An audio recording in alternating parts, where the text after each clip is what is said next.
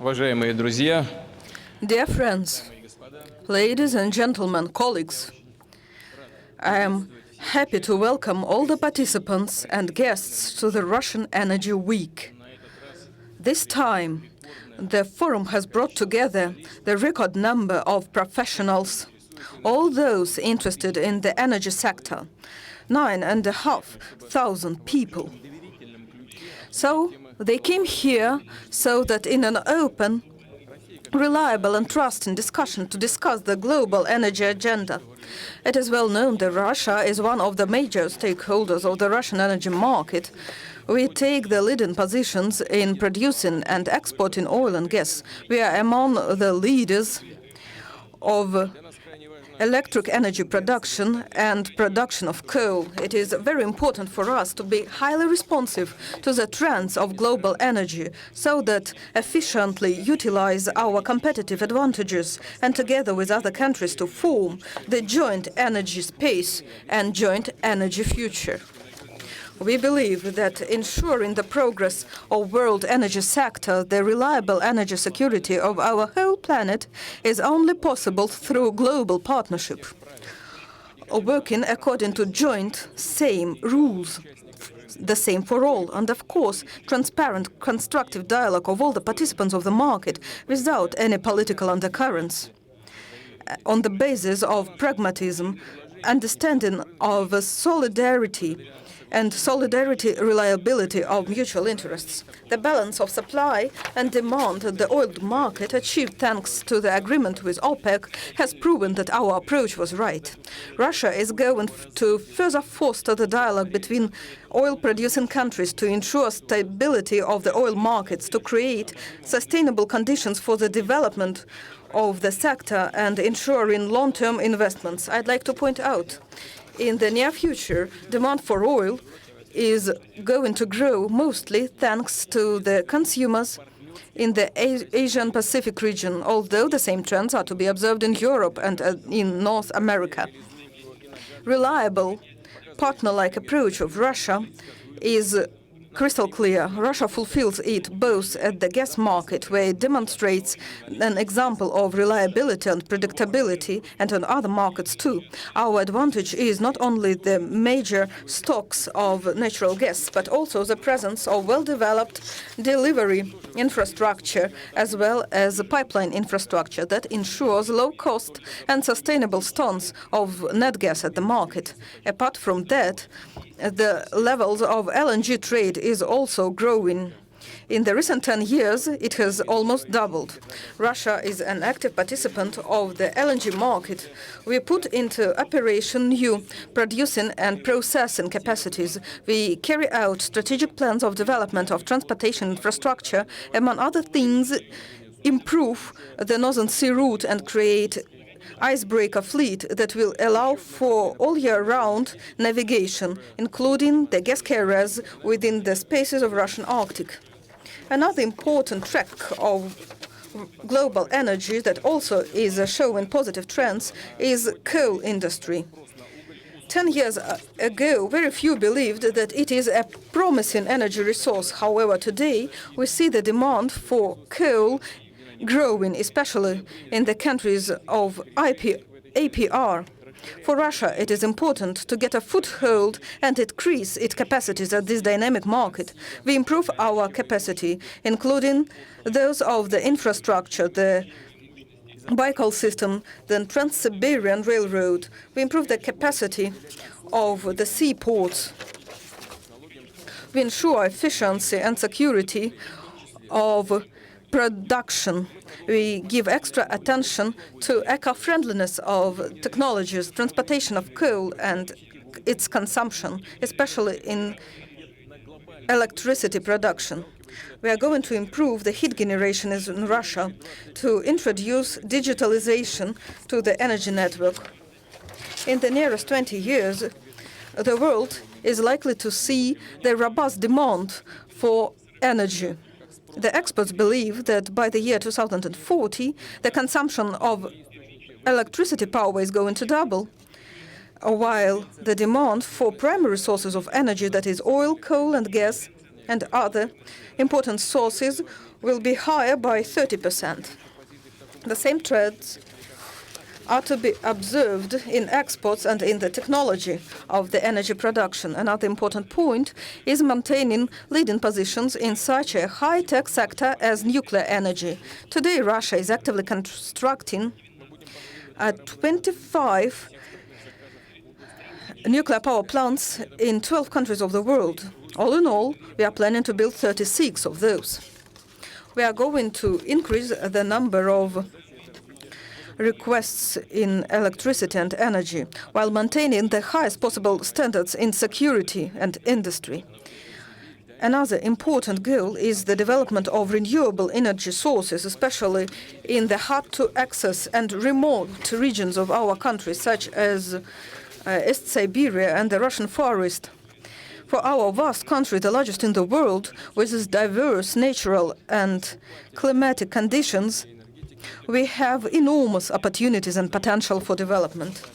Summing up, I'd like to say the following thing. Sustainable, progressive development of energy is the key condition for dynamic growth of global economy, improvement of the quality of life of our people, improvement of welfare of all the people on our planet. Russia is open for cooperation in the field of energy. That is for the benefit of the global energy security, for the benefit of the future generations. And of course, we hope for the active dialogue on all these topics and for cooperation. Thank you very much for attention. President Putin, thank you very much. While you were making your way here, I informed everyone in the room that you were meeting with the OPEC Secretary General. I'm not sure if that was a secret or not, but it's no longer a secret. I want to start with the price of oil and the oil market. The question everyone wanted to know from you and from the OPEC Secretary General in Saudi Arabia last year was, at this gathering, was how long you were prepared to maintain the cuts in production. Well, a lot has changed over the last year. The question now is how much more oil is Russia prepared to add to the market? If you think about this time last year, and now the price of oil, a barrel of oil, is more than 50% what it was last year, from about $55 a barrel to $85 a barrel today. A lot of people would argue that shows the success of Russia's partnership with OPEC. That said, there is one other head of state, President Trump, who says that the price of oil is too high. Is Russia going to pump more oil to lower prices? Вы спросили в первой части. So, in the first part, you meant whether Russia is ready to maintain the volumes of production. Простите, я не верю. Was how long is Russia prepared to maintain cuts? Now the question is, how much oil is Russia going to give to the market? Да. Вот что касается сокращения добычи. As for the reduction of production and keeping it quite low, well, you see that this is just a tool. This is not our goal. Our goal is to balance the market. When we, together with our colleagues and friends from OPEC, agreed that we cut the production, this is what we were talking about. We talked about cutting excessive stocks. We're talking about balancing the market, because this is not about incomes of oil companies. This is about the situation in this industry. It is about creating tools for investment projects. This is what we talked about. Apart from that, if market is not balanced, there is a situation which leads to reduced investment, and as a result, finally, this will create a deficit at the market, and the prices will jump up.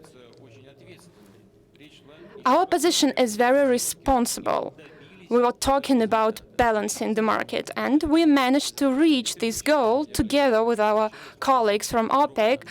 We have really met with OPEC Secretary General right now, and we talked about our cooperation. And probably for the first time in history, all the participants of such agreements came up with their obligations 100%.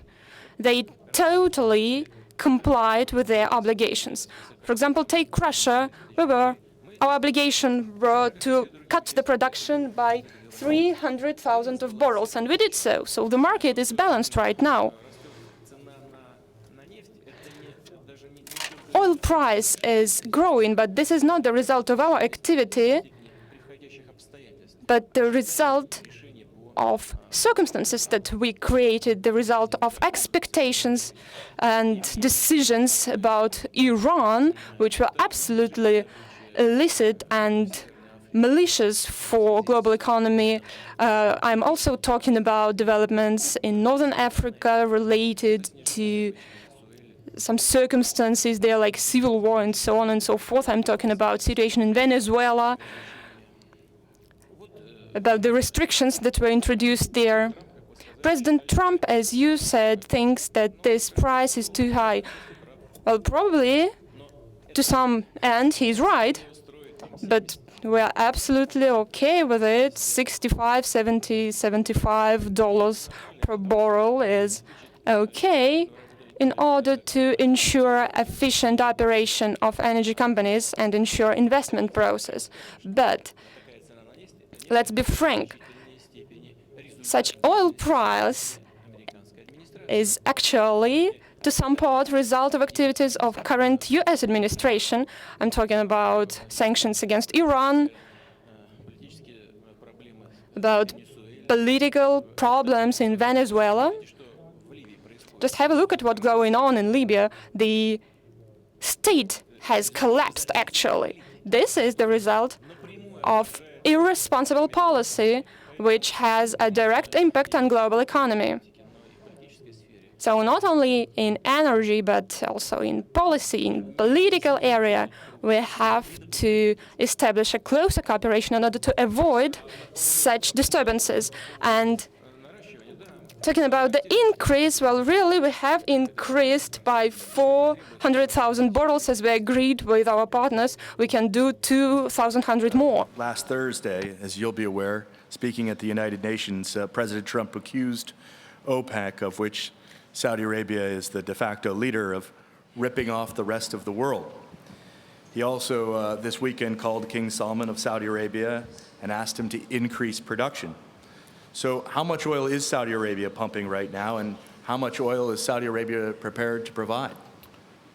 Well, thank you, Ryan, and let me express my pleasure to be here. This is my second year in a row to participate in this great forum. It's a distinct honor to be on the panel with Honorable President Putin and other colleagues.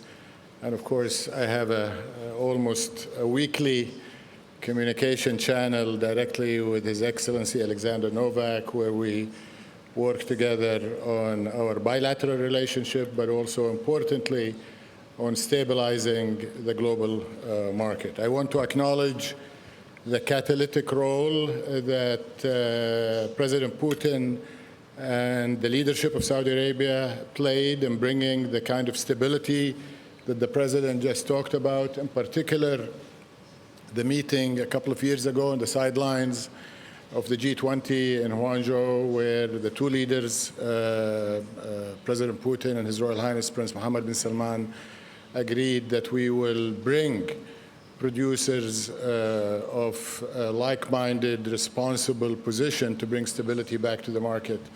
And I think our success speaks volumes for the alignment and the leadership of Russia and Saudi Arabia in global energy markets.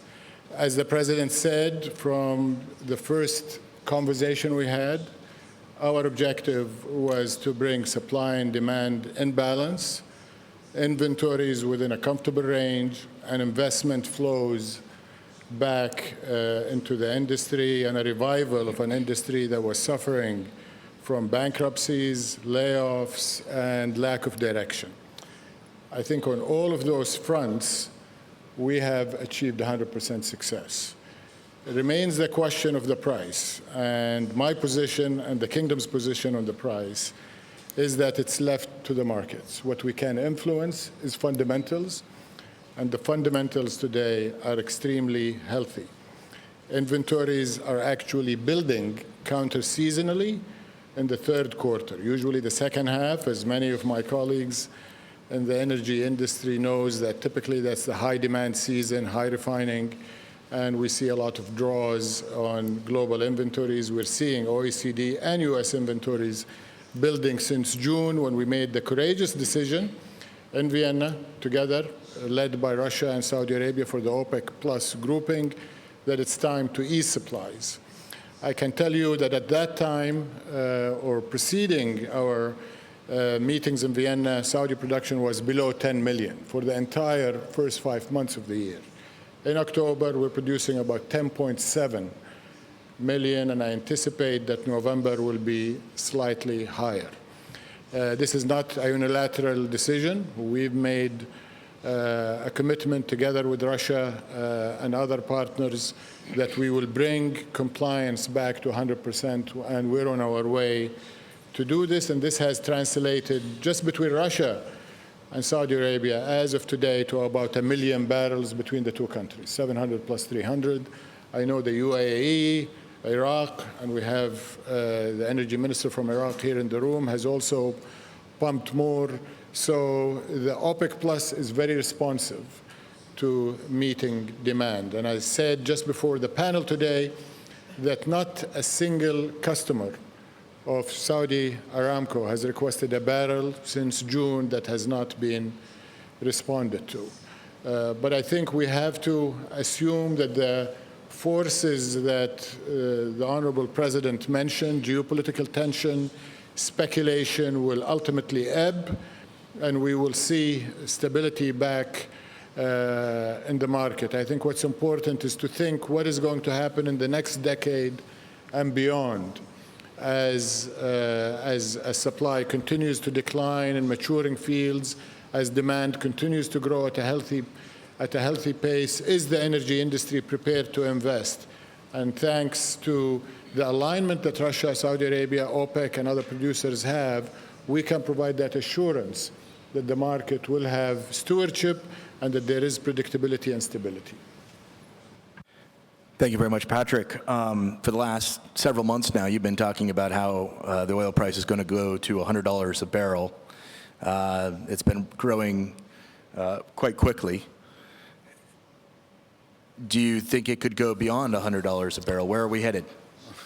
I will not make an announcement today, in front of President Putin and His Excellency Khaled Al-Faleh. I think, no, the fundamentals of the market is just that you have a strong demand in the market, but you have, it is true, some supply-side disruptions, which is not coming at all from the OPEC countries, which are playing their role to balance the market. And His Excellency is right to say that the inventories are building up, but you have other elements in the markets which are more of the geopolitical side, which were mentioned by President Putin, which are also taken into account.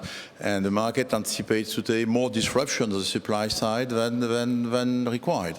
And so this is why, we have broken this type of ceilings. Of $80, we are going up quickly, and everything is possible. What we have observed in the last 2-3 years is a huge volatility in the oil market, a huge volatility. And we were at 42 1 year ago, 85 today, 100% in 12 months. So that's the situation. Again, it's not, as I said, as well, very good for the industry because, at this level of price, some countries, emerging countries, have difficulty, and the demand could be affected, which is, we don't need that to invest. We don't need that. And a company like Total, we worked hard to be able to live at $50 per barrel. So 60, 65 is enough to invest, in fact. And it's true that we have been prudent in the last years, but now we are investing more and more. President Putin, is it right for the President of the United States to be so actively trying to manage the price of oil? We're coming up on elections in the United States. He's concerned about the price of gas. A gallon of gas in the United States costs almost $3. Traditionally, voters punish the party in power when prices rise ahead of elections. Is he doing the right thing, or actually should he step out of the oil market and let the market dictate what happens? Ну, я уже говорил, я еще раз хочу повторить. Well, I have already talked about it, and I'd like to repeat. We had a positive meeting with U.S. President in Helsinki. If we touched upon the topic that we're discussing now with him, I would say, if you want to find the culprit of who's guilty that prices are growing, then you should just have a look in the mirror. You have just been talking about geopolitical factors of oil price increase. They are real. They play a real role in the market, and probably we'd better not intervene in those market process. And probably we shouldn't try to get some competitive advantages using political tools, and probably we should not try to regulate prices as the USSR did, because this is not for good. When we talk about our coordinated actions with OPEC, we actually do not employ unnecessary tools and instruments. What we do is we just put supply and demand in balance at the market, and that's it. And all the rest, as of today, are just pure geopolitical factors. As for gas prices, they are built out of oil prices, because prices for oil are built at the market and gas prices are oil dependent. There is a certain time lag of 5 to 6 months, and gas price will be fluctuating, and it will be dependent on oil price. And what's going on in the United States? The United States is one of the chief producers of oil and gas in the world, and everything that relates to latest technologies that environmental experts are actually against. Sometimes this production is actually barbaric, and we try to escape such approaches. But I do not know if somebody is trying to influence the administration there. Well, let us just talk about energy. Please do not drag me into political processes and rumors of the United States. Otherwise, they will say that we interfere.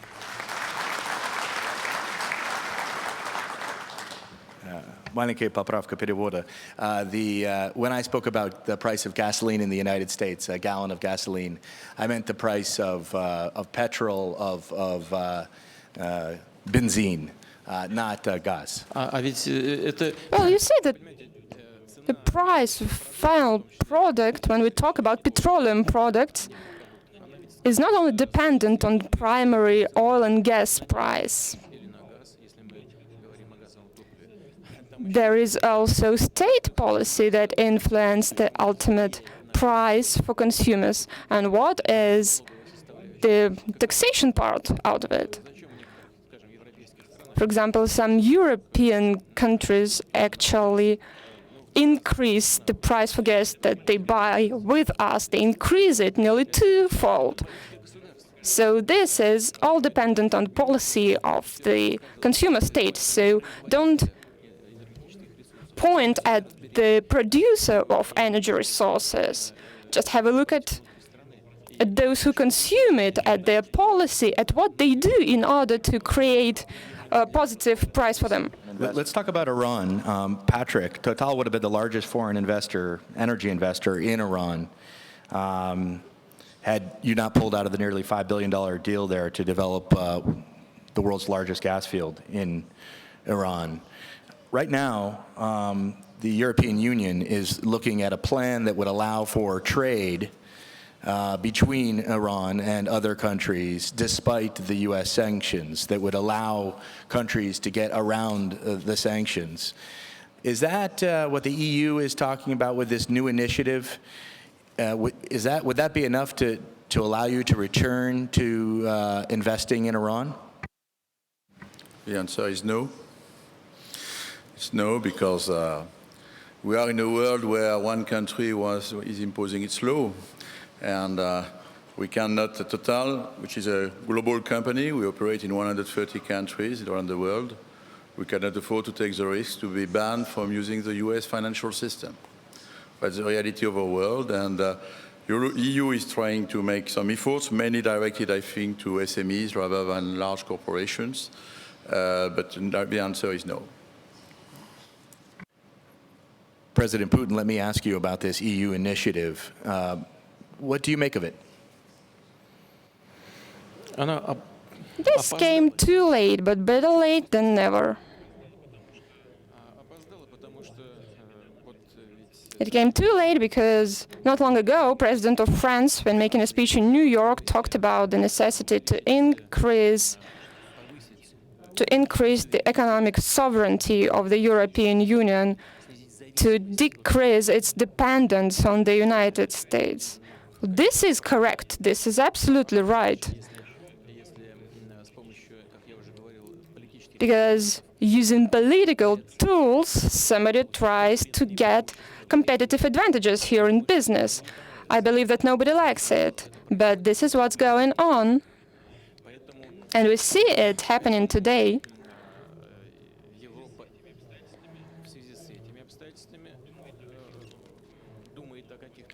That is why taking into account the circumstances to think about some new opportunities, for example, to trade not in dollars. And here I'd like to repeat my idea. I believe that our US partners make a grand mistake by undermining the trust to US dollar as to the only reserve currency. They undermine the trust in it as in the reserve instrument. They literally are trying to break the branch of a tree they sit on. But this is a typical error that any empire makes. People, they think that everything is absolutely okay, that everything is so solid that there cannot be any single negative consequence. But this is not the case. Negative consequences will be in place. And after that, we understand that our European partners want to comply with their obligations in what regards the Iran nuclear program. And they see an element of stability in global policy in it, which is reflected in the global economy as well. Let me come back to Iran real quickly here. Ben, I wanted to ask you, have you been surprised by the speed with which countries facing these sanctions, which will be imposed upon Iran in November, have curtailed their purchases of exports and how it's influenced the price of oil? Well, let me say, first of all, we're not monitoring exactly what is happening to Iranian oil and how that will find its way into the market. We don't see that as necessarily critical or crucial to our business. It appears that indeed the United States is very firm in its intent to curtail exports from Iran, and that clearly is also being reflected in sentiment into the market. Earlier on, we talked a little bit about price formation. I believe that certainly in the near term, the dynamics in the oil market are very much driven by sentiment, and it could be sentiment around Iran and sentiment about all sorts of other things, imperfect information, which is quite typical for our market, and of course also lack of visibility and clarity about how supply will develop and how demand will develop. All of these factors conspire against a stability in the oil market if you're not very careful. I have to commend President Putin and His Excellency for the stability, indeed, that they have brought to markets, because nobody in the end is served by a volatile oil market.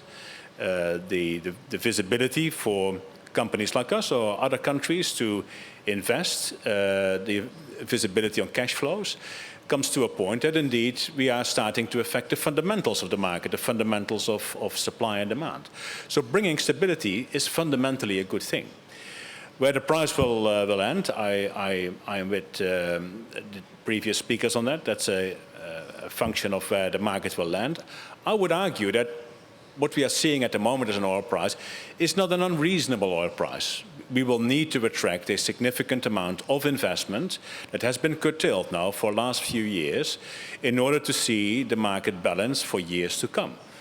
And bear in mind, of course, we have to look at perhaps what the next few quarters bring, but ultimately the industry cannot bring supply on in a matter of months or quarters, with the exception perhaps of countries that have spare capacity.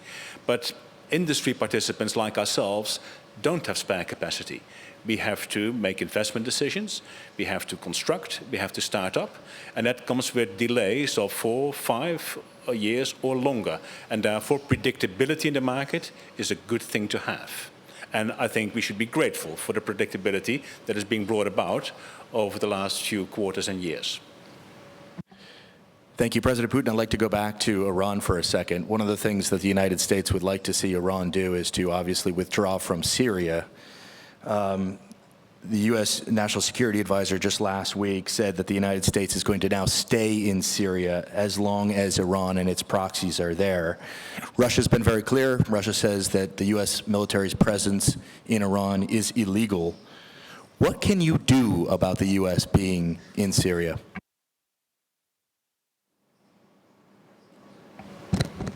There are two possibilities in order to stabilize the situation, to improve it. First of all, the U.S. should get a mandate of the UN Security Council for the presence of their armed forces at the territory of a third country, in this case, at the territory of Syria. Or they should get an invitation of the legal government of the Syrian Arab Republic in order to bring their military personnel to the country.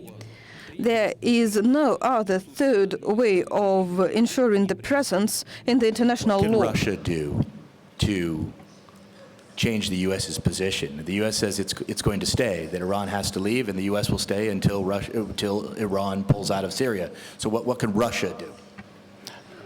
The U.S., in this case, as we understand, can just easily resort to reading the UN Charter. Then they will see that I am speaking the right things. There is nothing new about that. The U.S., in this case, are violating the UN Charter and the international law. Their military presence at the territory of another country, of the country they are present at, without the resolution, without any permissions, without invitations. It's illegal. There is nothing good about that. Proceeding from the fact that we still do cooperate in Syria with our U.S. partners in combating terrorism, in combating the terrorists of the Islamic State. But while the Islamic State organization is being eliminated at the territory of Syria, we are still not getting any international explanation, legitimization of why the U.S. is longer present there. We should strive for the situation when there would be absolutely no foreign forces at the territory of Syria. Including Russian forces, of course. Yes, including Russia. If the decision will be taken at the governmental level of the Syrian Arab Republic.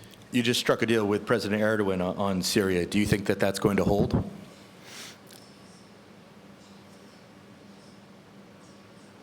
What does it have to do with oil, I wonder?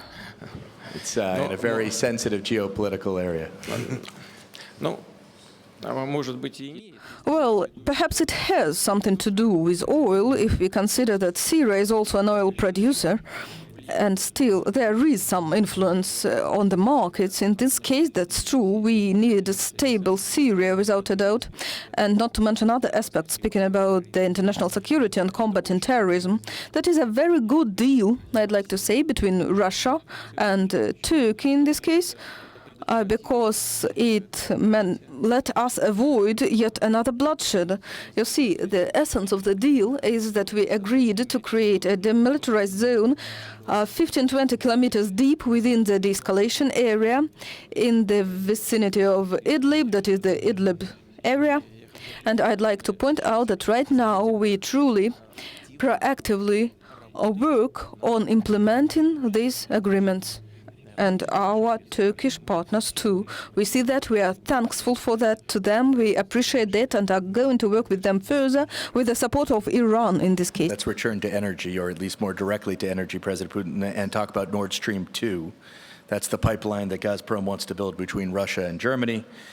Again, the President of the United States has said his opinion about this. He says that Germany is effectively a hostage already of Russia because it depends on Russia for so much of its energy and gas supplies, and that it's vulnerable to, quote, extortion and intimidation from Russia.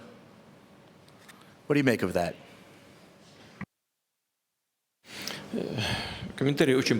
My comment will be short and simple. Just briefly, in Helsinki, we have spoken about that with Donald. Speaking about any trade, about any sales, shipment and deliveries. We are a traditional producer. Starting with the 60s of the previous century, we are delivering gas to Europe. We do it highly reliably, in a professional manner, in the competitive spirit and on the competitive prices for the European market. And if we consider the peculiarities of the gas market as such, the price depends on the volumes of the supply between Russia and Europe. The distance is so long that it is most reasonable to deliver pipeline gas. In this case, the price will always be competitive. Experts do understand that always.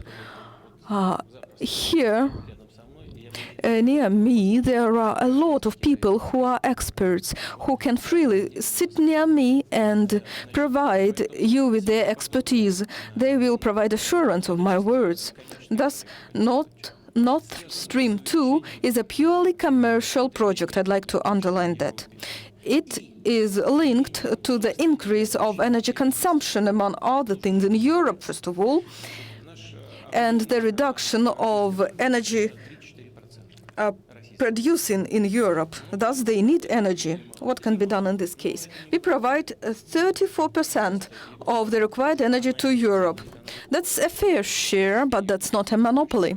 Europe can get, for example, gas from other sources, and they do. However, the liquefied natural gas coming from the US on the market is 30% more expensive than our gas. Just imagine the situation when you want to buy some resource of the same quality, and then you have a price that is 30% higher. If Europe does that, then the common competitiveness of the German economy will critically decline. It is crystal clear for everyone. Still, business is business, work is work. We are ready to work with all the partners. You know, the German partners have started the construction stage at sea. We also get to that. We do not have any more problems with getting the permissions. Finland has taken its decision, Sweden too, Germany, Russia, all the decisions and permissions are here. That's enough for us, and the project will be fulfilled. Let's return to American LNG and LNG in general in a second. But as you said, 2 of our 5 participants in this panel are in fact either directly or indirectly investors and partners in Nord Stream 2. Ben, the CEO of Shell to your left, is one of them. You know, the U.S. has threatened to sanction European companies that invest in this project. Are you at all concerned about running afoul of the U.S. administration? Well, let me first of all say that President Putin's macroeconomic analysis is entirely correct. It's clear that Europe will need more imports. Indigenous production in Europe is in decline. We will need to import in Europe from a multiplicity of sources, as we have been doing for some time. Russian pipeline gas from North Africa, LNG from all over the world, hopefully at some point in time also LNG from the Baltic, from Russia. And, you know, Russia has been a very reliable supplier of gas for many decades under different political realities, and that needs to be recognized as well. So if I just for a moment put my European hat on, I think it makes eminent sense for European countries and economies to avail themselves of the infrastructure that will give them maximum optionality. Prices will ultimately be set by international markets. And I would also agree with President Putin that the cost of supply of Russian gas is probably one of the most competitive ones. And therefore, it will be most likely LNG at the margin that will set European prices more than Russian pipeline gas. So we are participants in the project. We have been participants in this project for a number of years, of course. We've done that with the authorization of all relevant authorities, with the consent of Washington, may I add. But of course, what we are seeing at the moment is a political dynamic that we are being caught up in. I'm not a politician. I'm not a diplomat. I'm a business person. We have to do the right thing by our shareholders, but we also have to take the realities of the legal system that we have to live in. If the United States, for reasons that they believe are important, will sanction us or the project, then we have no choice. And I'm actually quite philosophical about that. I have no other choice. No choice but to exit the project. Well, let's see how that plays out. It depends, of course, very much on what the United States decides it wants to do. President Putin, did you want to jump in here? Мы понимаем реалии. We understand the reality of what's going on. We highly respect all of our partners. We have long-standing, very good, very cordial relations with all of our partners, including the company that is represented by my neighbor from the left. These are the companies that work at the Russian market, and they do work successfully. We understand, however, what's going on. Thus, we implement the project with our own resources and forces. We might have some problems here, but if they arise, we'll solve them, I assure you. There are issues that are more important than political manipulations. For example, speaking about the deliveries to the Federal Republic of Germany. Perhaps not all of you know that in Germany a decision was taken to close nuclear production plants. However, in the total balance of energy of the country, 34% was attributed to the nuclear energy. We for ourselves are proud by our nuclear energy sector, but we have 16%, and we are looking forward for achieving 25. However, Germany had 34 and is going to give it up. There will be an enormous vacuum that has to be fulfilled. Just have a look. Our competitors and partners suggest that they can use LNG. It's true, in the total basket there should be LNG for Europe too, but from all the LNG ports that already exist in Europe, do you know how many of them are used? Only 25% of the facilities are used. Why? Because it is not profitable. Because there is business and there are regions which profit from getting LNG. It is beneficial to deliver and sell LNG to them. That's why the LNG market grows. But Europe is not the place. Thus, we have already fulfilled all our intentions with Nord Stream 1, and it is functioning successfully, while the deliveries to Europe are constantly growing. 194 billion of cubic meters have been delivered to Europe last year. As far as I remember, this year we are going to have about 200. Blue Stream is functioning to almost to its full capacity. All the other pipelines too. However, the demand still grows. That's why it's important that we do that. President Trump's position on American LNG exports is perhaps a little bit more nuanced. His point is that instead of buying Russian gas, even perhaps if it's a bit more expensive, the Germans and other European allies of the United States, because the United States is paying for their defense, should be buying American gas, even if there's, I guess the argument suggests, a little bit of a higher price for that. Вы знаете, аргумент...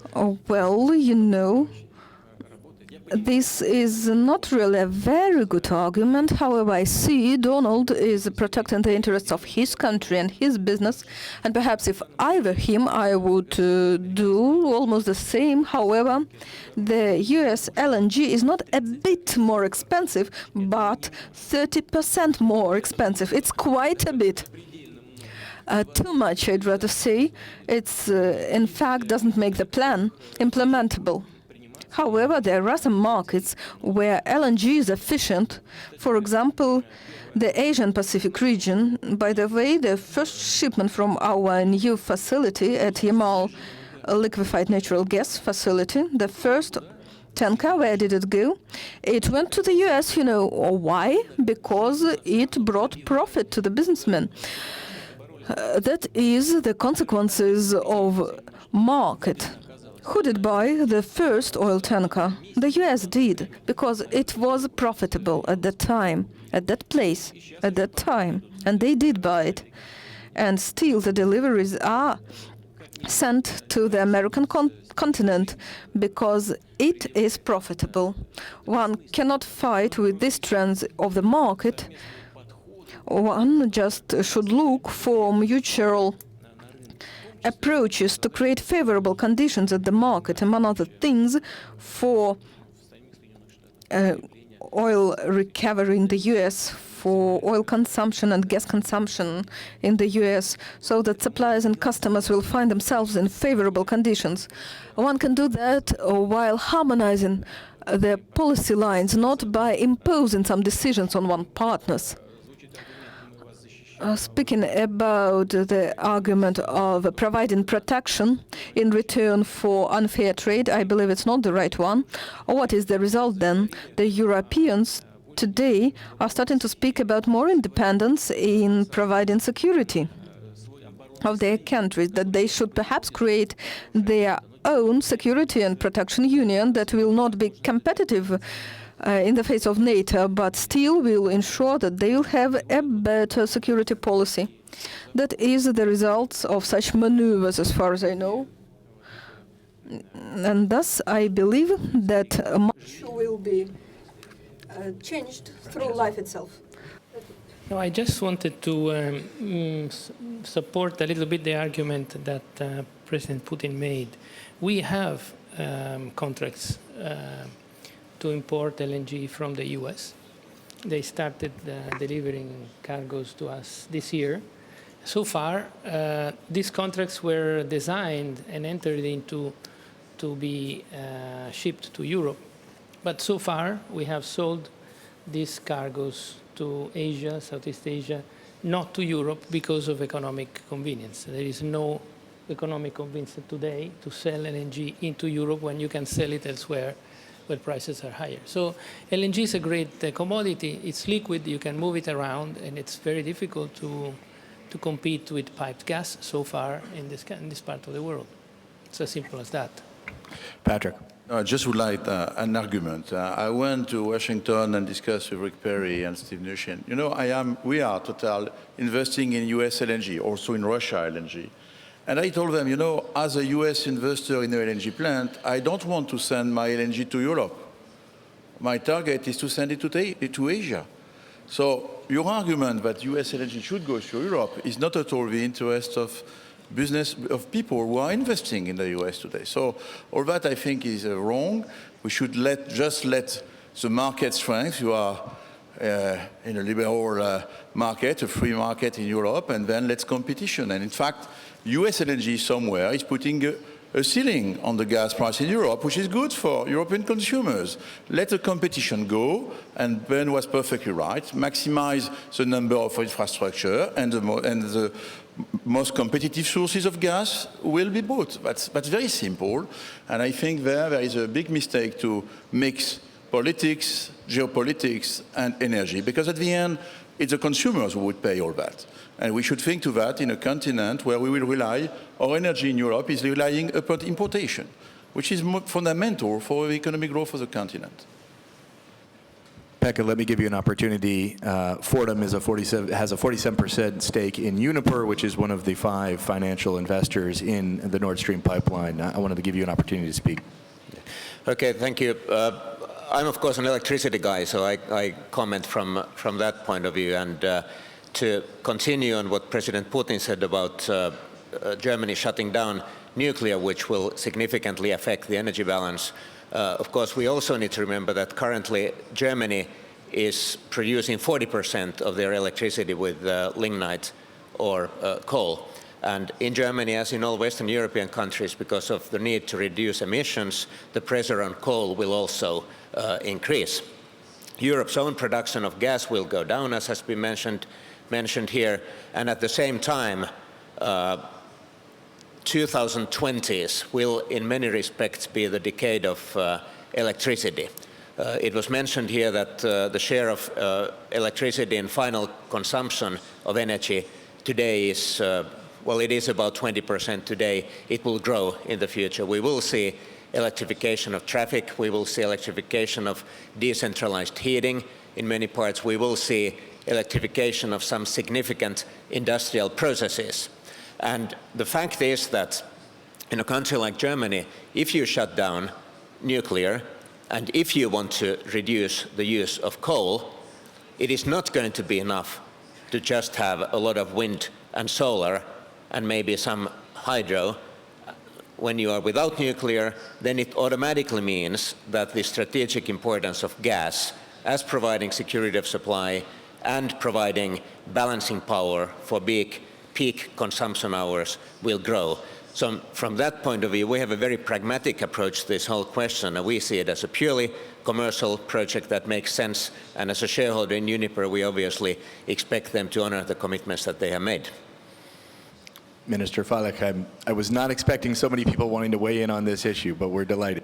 Well, I just want to come from the angle of Saudi Arabia, and we talked about the policy coordination and oil market stability, but investing in Russia has been an area that we've looked at, and in addition to oil field services, where we've already made some investments with the RDIF, Kirill Dmitriev, and under the guidance of President Putin have made it obvious to us that there are great technologies, great companies, great business drivers here that brings foreign direct investment that adds value to investors. But in the area of LNG in particular, I've attended the inauguration of Yamal 1, and Saudi Aramco today is in advanced discussions of being a partner with Novatek and Total and other international partners to participate in the next phase of developing that great resource. And what we've discovered over the last 2 years is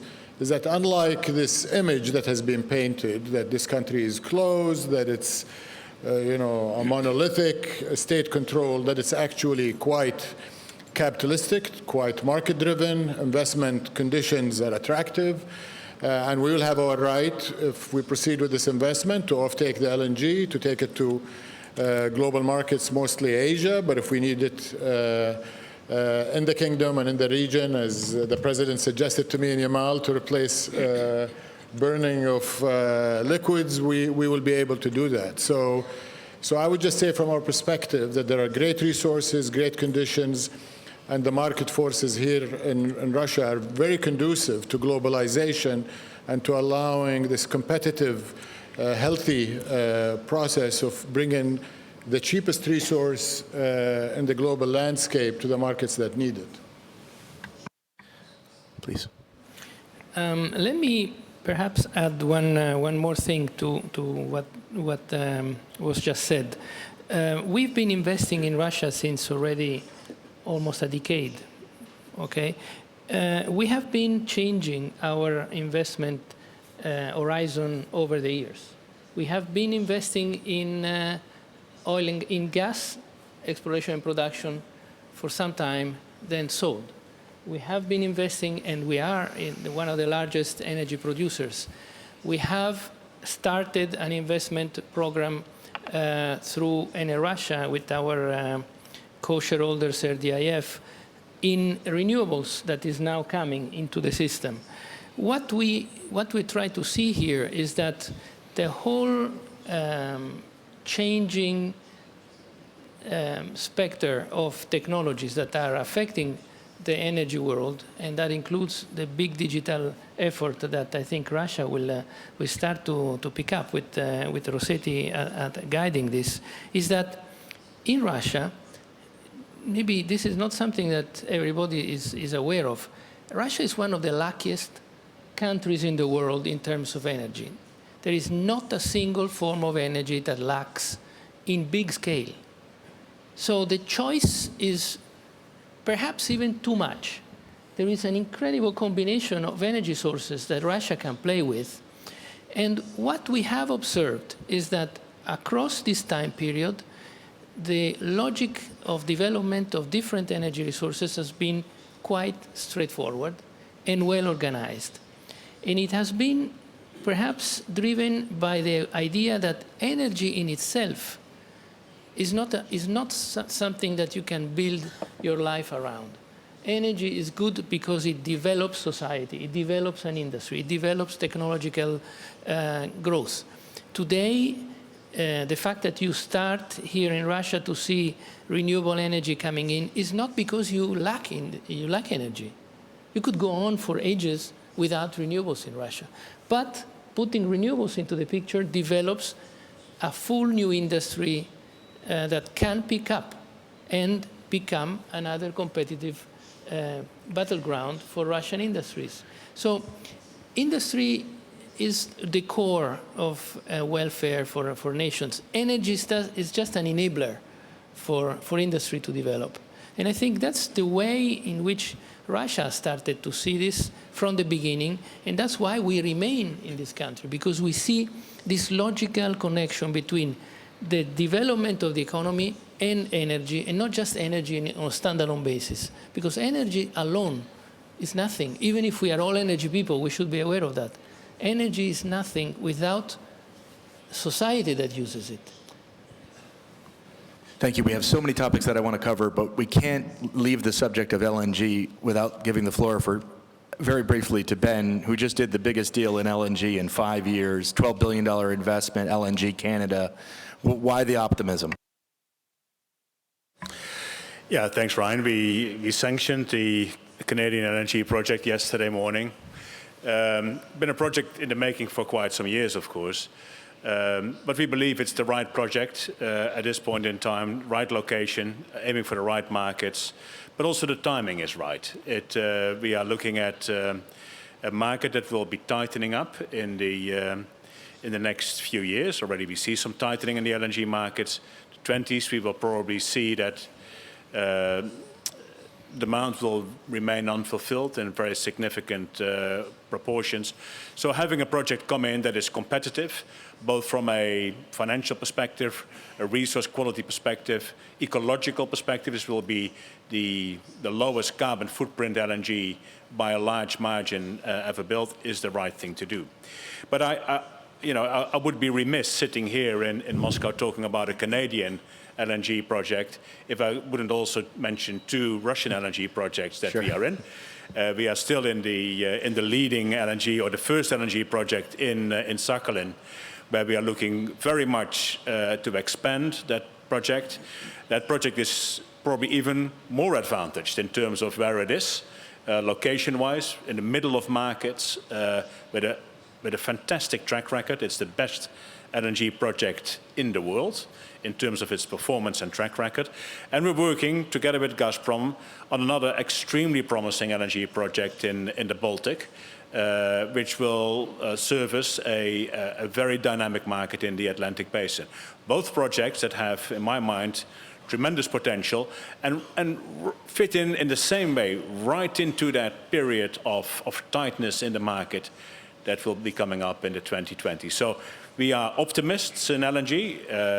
We are, of course, a very large and sophisticated player in it. We've built that capability up over years.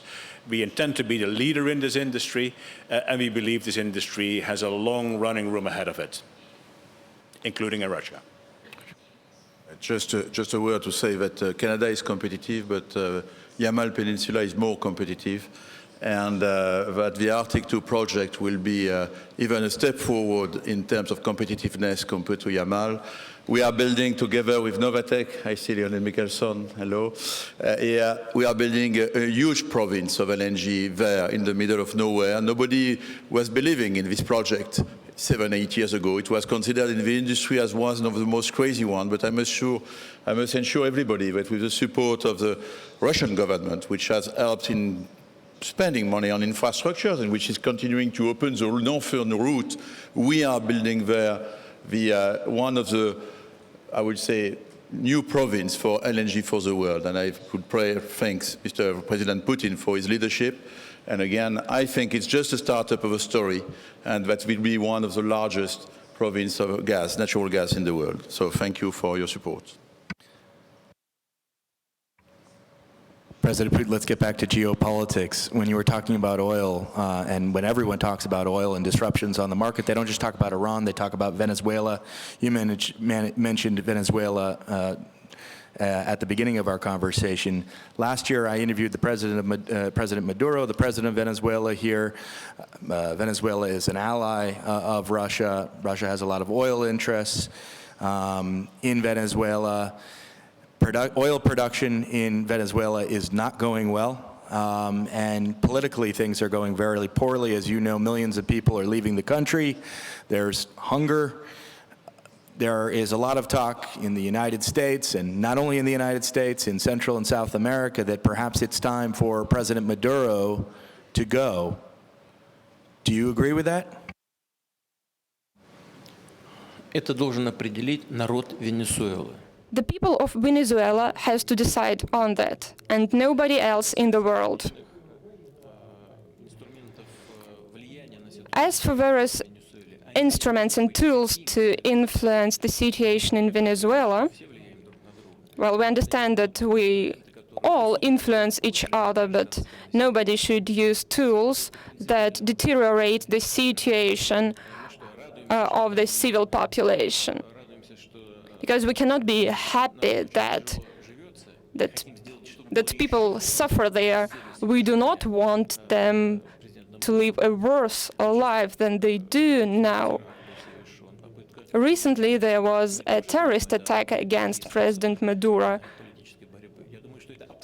Do you say that we have to approve of such tools? They are absolutely unacceptable.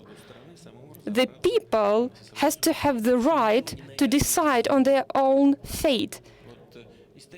Nobody can impose any sort of decision on them. The situation there has been built throughout the history, and same situation was in Southeast Asia and on other continents. No one can interfere into it while not understanding what's going on. It will be like an elephant breaking into a glass store. People have to decide. This is my take of it. And I wanted to get back to the previous issue, since we are talking about energy here. I'd like to comment on what my colleagues have mentioned about energy resources and energy capabilities of Russia. They're immense indeed. We rank first in gas stocks, 73.3 trillion cubic meters of gas. You have been talking about Yamal Peninsula, but we plan to launch another project, Arctic 2, at another peninsula, and the total amount of investment will be 25 billion USDs, whereas the first project had invested 27 billion USDs. We rank third in oil stocks in Russia. Well, take into account that the area of the country is the biggest in the world, and I believe that we can exploit and survey further, and we will discover additional stocks. So this is what was given to us by God and what was developed by the previous generations, and we do not have, and we cannot forget about it, and we will further on work with our partners. I'd like to pay attention to the fact that almost any major energy company is active in Russia. When we were talking about the EU initiative to try and allow trade between countries, EU countries and Iran, I couldn't help but remember that Russia itself, faced with sanctions, is thinking about a plan to wean itself off of the dollar. This is something that many countries have tried and failed. Why does Russia think that it can succeed in this? Вы сказали в прошедшем времени или это неточный перевод? Did you say it in the past tense, or was the interpretation incorrect? Значит, вы знаете, я иногда думаю, что было бы хорошо для нас, если бы... Sometimes I think that everybody who wants to impose sanctions on us should do it at once, all of them at once, because this would allow us to protect our national interests using the tools that we think are the most effective. But generally speaking, it is very harmful. It is very harmful for those who introduce sanctions. That is why we will never support sanctions introduced apart from UN. Since you brought up the subject of sanctions, as you know, after the Skripal poisoning, Russia's facing even more of them, perhaps as soon as November. What is Russia prepared to do to change the trajectory of relations with the United States and the West? Вы знаете, не мы же вводим эти санкции в отношении Соединенных Штатов. We do not the ones to introduce sanctions against US or Western countries. We make reciprocal steps, but they are very reserved ones. We are being very, very careful. We do not want to harm ourselves. As for Skripals, well, this scandal is being artificially blown up and extended. And I know that some media, some of your colleagues try to promote the idea that Mr. Skripal is a rights advocate. But as a matter of fact, he is a spy, a traitor. There is such a notion as a traitor. The man who betrayed his fatherland. He is one of them. Just imagine the situation. You are a citizen of your country. All of a sudden, in your country, there is a person who betrays it. What is your relation to him? Just think of it. Really, that normal reaction would be to say that he's a scoundrel. But around this situation, a whole informational campaign was launched. I hope that it will come to its end, the sooner the better. Me and my colleagues have multiply talked about it and asked to provide us a document, a material. We would then have launched an investigation. I believe we have an agreement with Great Britain of assistance in criminal investigations. Just send it to us, send us the materials. We will direct them to prosecutor's office and we'll investigate it. We'll help you. As for battling between special services, well, you see, espionage is one of the oldest professions in the world, just as prostitution. Espionage aside, I think there are two other issues. One is the use of chemical weapons, and let's not forget that in addition to the Skripal family being affected in that attack, there was also a homeless person who was killed when they came in contact with nerve agent Novichok. Послушайте, значит, если мы говорим о том, что травили Скрипаля, там, вы хотите сказать, что... So, listen, please. Now we are speaking that allegedly Skripal was poisoned, and now you are speaking about some other strange person that was poisoned. There are too much speculations around this case. Just do you imagine that some guys have come there and started to poison homeless people? Where do they work then? No one needs to poison others. I've said Skripal is a traitor. He was caught, he was punished. He spent all in all 5 years in prison, and we let him out. And that's it. He left. He worked in Great Britain and consulted some special services there. And what of that? About what we are speaking right now? About oil, gas, or about espionage? What was your question then? Actually, чуть-чуть. Давайте перейдем на другую древнейшую профессию. Fine, we can discuss another ancient job. We can discuss what's going on about that too. Why not? A lot of what we've discussed today goes back to Russia's relationship with the United States. And so I'll ask you just a couple of questions about that, and we can move on. The U.S. says you personally ordered the 2016 interference in the elections. I know you deny that. You have said you wanted Trump elected. What do you want to see in 2018 from these midterm elections?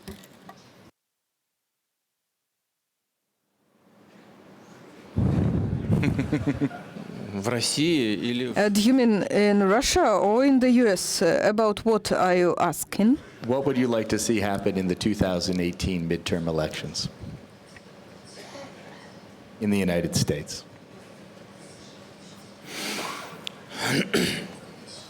Я хочу, чтобы... Скажу совершенно серьезно. I will be serious in this issue. I want all this nonsense to stop. The nonsense that has to do with some fantasy meddling of the Russian Federation with some election campaigns in the US, so that finally the elites of the US would come down, would figure out what they want from each other, and they would be able to restore balance, just like in the oil markets, the balance between common sense and the national interests, I mean, so that the domestic feuds within the US would not poison the Russian-US relations and have a negative impact in the world. I'll ask this final question on the political front. In Helsinki, you said that you wanted President Trump to win because he favors better relations with Russia. But in fact, as Russia itself says, all of the time, relations between Russia and the United States seem to get worse every day. Wouldn't it be better for Russia to have a president in the United States that is not politically compromised by the widely held perception that this country helped him get into the White House? First of all, I do not think that President Trump was somehow compromised. He was elected, people voted for him, that was the choice of the people. Someone might not want to respect the opinion of the electors and voted in the US, but it's not our business, it's the business of the US. What's better, what's worse? Politics do not allow for such speculations. It could have been worse, we do not know. We proceed from the situation we have now and are going to work proceeding from that. We do not know whether it's for the good or for the bad, but we do not have any other president, and we do not have any other country instead of the US. It is a major world power, leader in many fields, our natural partner in a whole spectrum of tracks, including international security, non-proliferation of weapons of mass destruction, combating terrorism, combating climate change, protecting environment, and so on. We have a lot of overlapping joint challenges and problems, and we should solve them together. We proceed from the fact that sooner or later the time comes when we will be able to restore the relations 100%. In this conversation? Bringing this conversation to perhaps an end, it dawned upon me this year, and this is only anecdotal, that wherever I went in the world, it just seemed there was record temperatures, and the issue of climate change is real and has to be dealt with. I wanted to ask the members of the panel if one of you, if you had this same sort of epiphany this year and said something has to be done. Perhaps this is not the years of epiphanies, but it is certainly the year in which we are all going to understand what is going on in the energy transition, which helps. It goes in the direction of helping climate change. The World Energy Outlook of the International Energy Agency that will be published, has been announced already, shows that while energy demand of the world is growing, the electricity portion of energy demand is growing twice as fast, which means that the world is progressively electrifying its energy consumption. This happens while it is increasingly available and it is increasingly possible to decarbonize the energy mix. So while competitiveness of renewable energy sources is drastically decarbonizing the world energy mix, the world is using more electricity. And if you start using a decarbonized electricity into transportation, industry, and other segments of human activity, you decarbonize them too. And so there is not only an effort to say, okay, I have to reduce the CO2 percentage of my electricity production, just use electricity more and more, because that is going to be decarbonized by the economics. And that's good for the environment. That's something that we were not fully aware until, say, the beginning of this year. This is now becoming a big trend worldwide, of course with different speeds. This is not the same everywhere, but it's a good news for those that, with some exceptions in a big country at this moment, but for those that think that there is a climate change and it is man-made. Ben, I want you to pick up on one point there. We heard Francesco there alluding to the fact that one country in the world is rolling back a lot of the regulations to mitigate climate change. That's obviously the United States. The Trump administration has rolled back a number of these things, and yet it seems like many people in the oil and gas industry remain concerned, even though there's some let up on the pressure in the United States to take action. Well, a few points, Ryan. First of all, we didn't need the weather events of this year to be convinced that climate change is a real issue that we have to deal with. This has been with us for some time. We know that it has to be tackled. We also know, by the way, as an energy player, that this is a challenge of tremendous proportions, not in the least because we have to match it up with, as Francesco says, growing energy demand, and also lifting a lot of people still out of energy poverty. So the challenge is absolutely tremendous. In quite a few cases, it gets actually sort of simplified in people's mind by suggesting that we can actually deal with this challenge by just more renewables. But we have to bear in mind, if all power generation was renewable, we would only have solved 1/5 of the energy consumption problem in the world. So the problem is much bigger than we imagined. I would like to come back to a comment that President Putin made just a moment ago, and I will talk about President Trump in a moment as well. The challenge is actually that we have insufficient worldwide collaboration on this problem. We tend to have, when it comes to climate change, we tend to have either a festival of opinions or we have everybody disagreeing with everybody else. And really, we don't have time for that anymore. We actually have to start working together and collaborating on a scale that hasn't been done before if we want to have a net zero emission world by 2070, because that's what it will take globally to get to below 2 degrees centigrade, as we know Paris has agreed. And I think at this point in time, again, much of the bandwidth is being lost by disagreeing and coming with competing opinions. On the United States, yes, of course, it's on the one hand true and attractive to comment that the United States has abdicated and has pulled out of out of Paris or is in the process of doing so. But the other thing we have to bear in mind that the United States is also a great example of actually reducing emissions by doing the right thing, which is switching from coal to gas. This happened partly because of regulatory pressures, but predominantly this happened because of economic pressures. It just made economic sense to do so.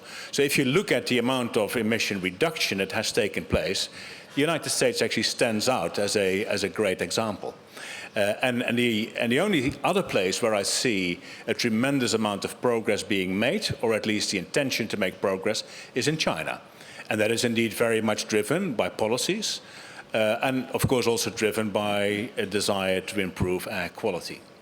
But I think, indeed, we have to work together, not only as industry, but definitely also civil society, governments, consumers as a whole, to figure out how we're going to do this collectively without trying to somehow push the problem to somebody else or to another player. Least of all, to energy producers. If I just draw a quick parallel, if we are going to solve the problem of obesity in some countries, we're not going to solve it by attacking the agricultural sector. We are going to solve it by actually attacking the consumption and not necessarily the production of food. Please. Yes, just to build on what Ben said, the International Panel on Climate Change will publish their new report in the next few days, and the information that we have about that at this stage is really, really alarming, that this problem is getting out of hands. And roughly speaking, most of the scientists would agree that when the world emissions today are around 36, 37 gigatons of CO2 equivalent, we would have to cut them in half during 2020s, cut them again in half in 2030s, and once again in half in 2040s. Now, the reality is that nothing of this is really happening, despite the big investments that are being made into renewables. This is not happening. We are developing towards a potentially 4 to 6 degree world instead of a 2 degree world with catastrophic consequences.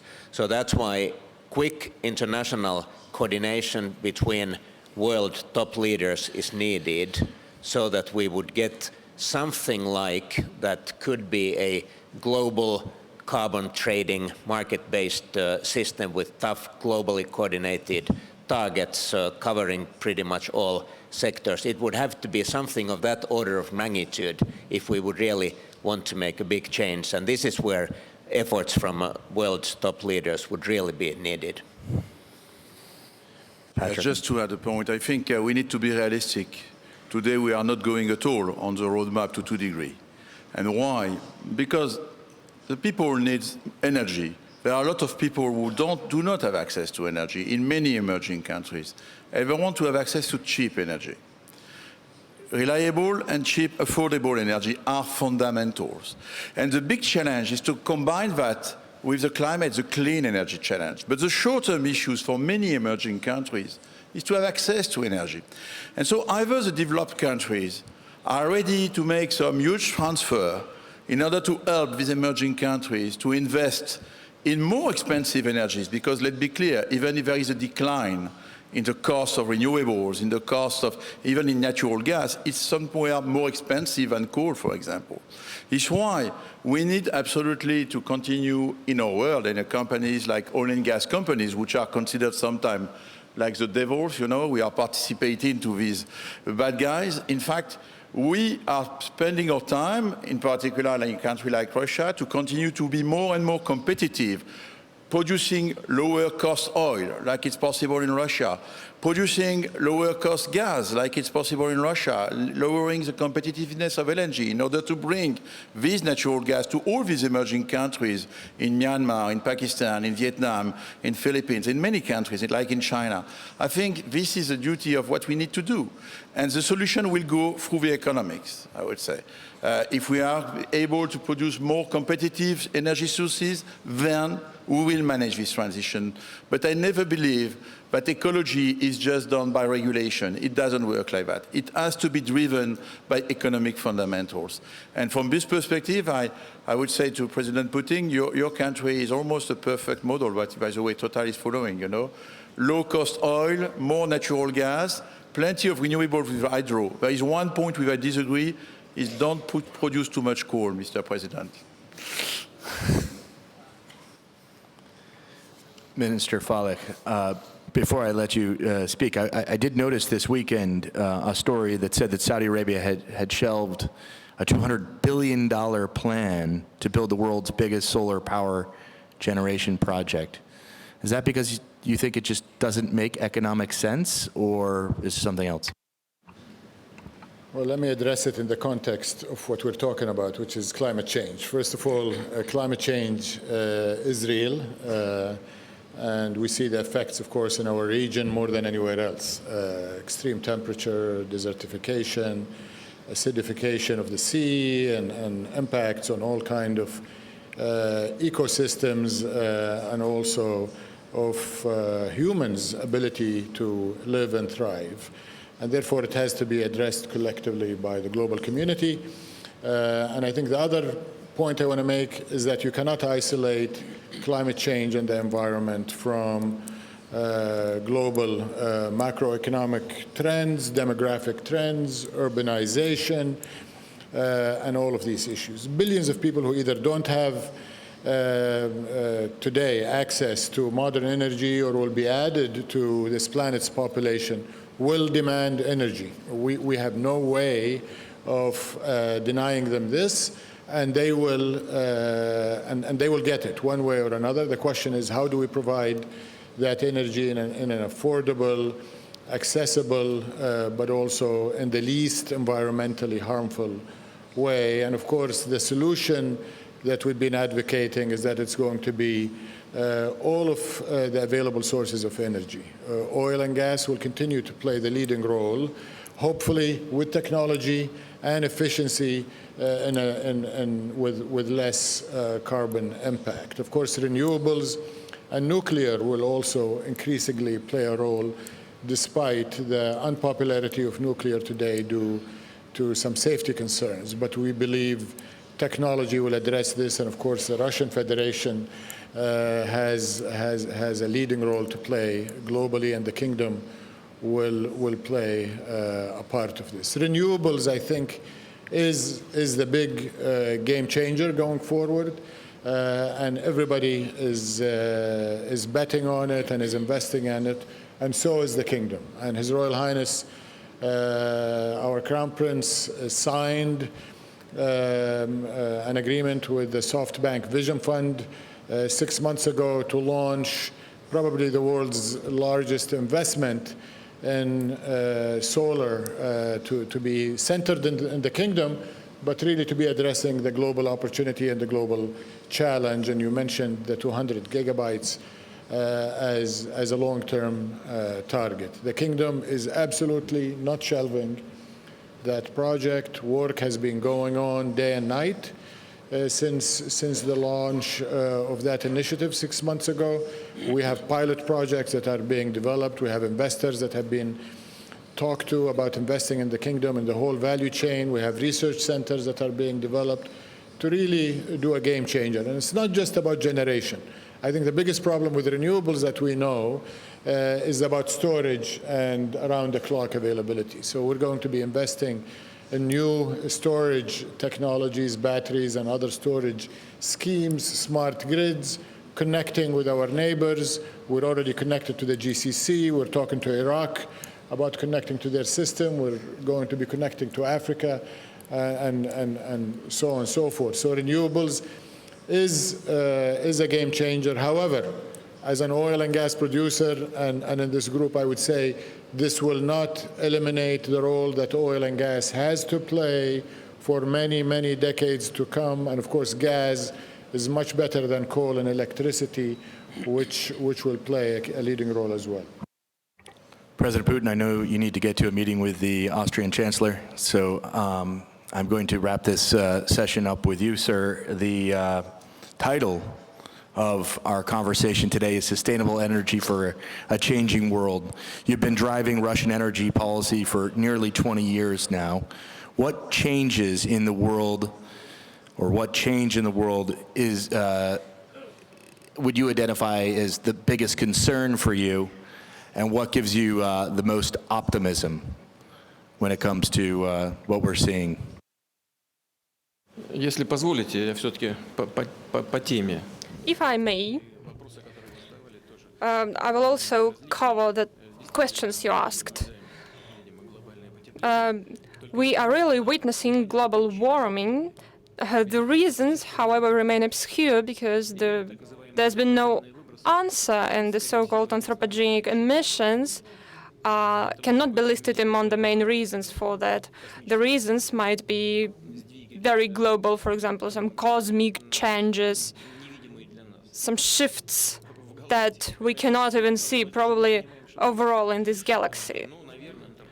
But, well, to some end, human emissions also have their influence, at least many experts think so, but they believe that they do not make that large influence. Today, everybody's blaming the United States, but as you see, we have many issues with the United States, and we have various approaches to many international affairs, and we give various assessments to our bilateral relations. I mean, me and the President of the US. But we have to be objective. I remember the times when President Bush refused to sign Kyoto Protocol, but still, later on, we found a decision to it. And I believe that everything will be the same in this situation as well. President Trump believes that this is not profitable for the country to sign Paris Agreement. I will not go deep into it. We all know what we're talking about here. But I believe that we do not have to antagonize our relations with the United States, because without even without the United States, the issue of reducing human emissions still remains, and without the US, we cannot solve these problems. That means that we have to engage them in our discussion and in our joint cooperation. And as far as I understand, President Trump is not against it. He says that he's against certain provisions of Paris Agreement, but he's not against cooperating with the whole world on this topic. Now about energy and emissions and the future of global energy industry. In order to battle extreme heat, we need energy resources probably even more than we need in order to battle cold weather. And it has been said absolutely correctly that millions of people do not have access to energy resources. And actually, we cannot prevent people from using using what civilization can give them. Russia joins best international practices in this area. I speak about energy preservation, energy efficiency, technology that has the least impact on the environment, and we will be active on this track. I agree with my colleague from Saudi Arabia that renewables and alternative energy sources are very important, but we cannot get by without hydrocarbons.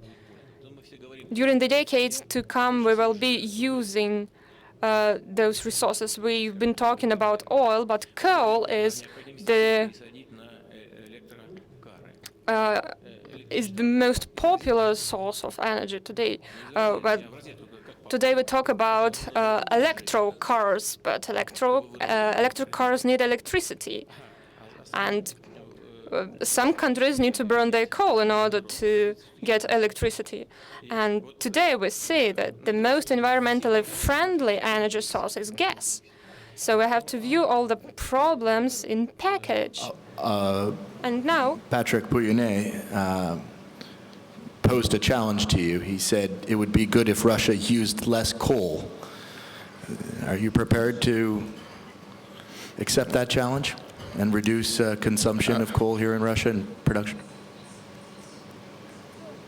А мы же подписали соответствующие Парижские соглашения. We have signed Paris Agreement. We have taken on those obligations, and we have accomplished our obligations. I mean, Kyoto Protocol. Now we have Paris Agreement. We have taken on our obligations, and we will be strictly compliant with them. And it is not about reducing coal usage and coal production, because we are not the biggest coal, we are not the biggest emittent, I mean CO2 to the atmosphere. In Asia, there are many of such countries, so we are not leaders here. We sell coal, that's true, but we sell what the world is ready to buy. So the question is not about us, it is about modern technologies that use primary energy sources, these or that ones.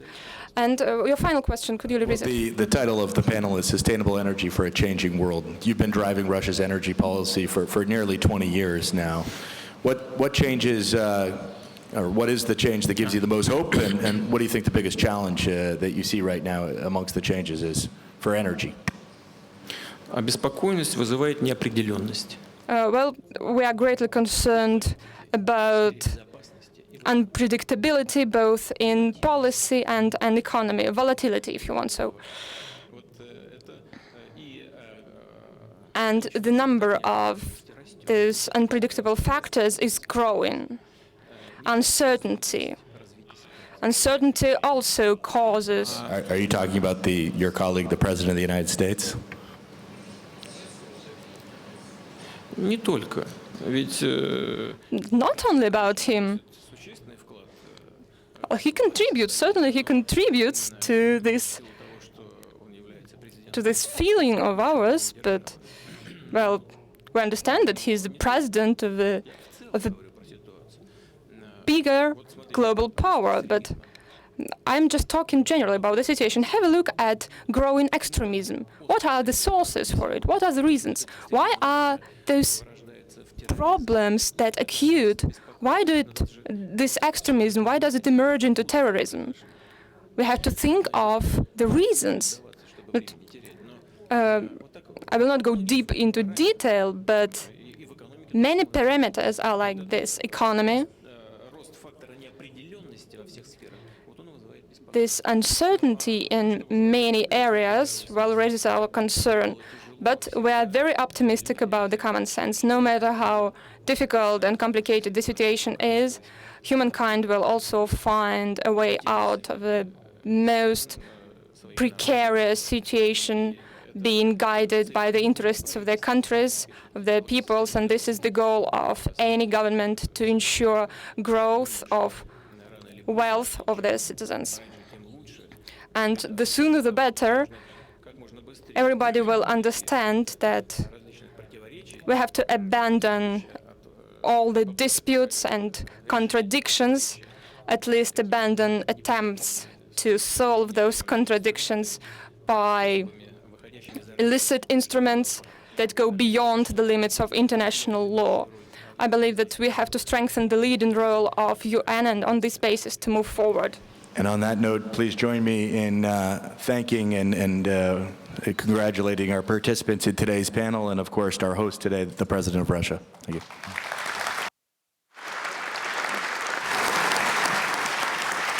Вам спасибо большое. Thanks to you.